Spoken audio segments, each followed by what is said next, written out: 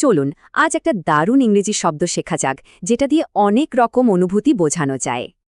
আচ্ছা, একটা শব্দ দিয়ে কিভাবে কৌতূহল, সন্দেহ আবার উৎসাহ জাগানো যায়? সেই বিশেষ শব্দটা হলো আরাউজ। চলুন তো এর মানেটা কি সেটা একটু ভালো করে জেনে নিই।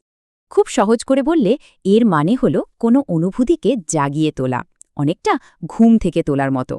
ভাবা যায় এটা একটা সুইচের মতো, যেটা ভেতরের কোনো অনুভূতিকে জাস্ট অন করে দেয়। শব্দটা আরও সহজ হয়ে বুঝতে চলুন অনেক নামের এক ছাত্রের একটা দিনের গল্প শুনি। একটা নতুন বইয়ের ইন্টারেস্টিং টাইটেল অনেকের মনে কৌতূহল আরাউজ করল। এরপর অনলাইনে একটা পাওয়ারফুল স্পিচ শুনে তার মধ্যে দারুণ উৎসাহ বা এনথুজিয়াজম জেগে উঠল।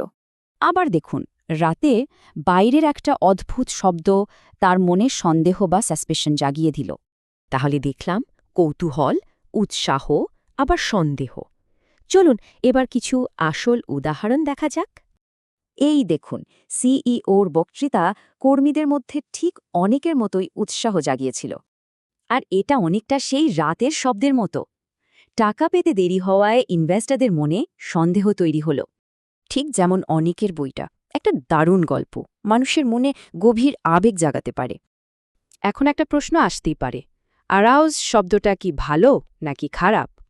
আসলে শব্দটা নিজে কিছুই না, মানে নিউট্রাল। এটা নির্ভর করে কোন অনুভূতি জাগানো হচ্ছে তার উপর। তাহলে মূল কথাটা কি? আরাউজ মানে শুধু অনুভূতিকে জাগিয়ে দেওয়া। সেটা ভালো হতে পারে, খারাপও হতে পারে।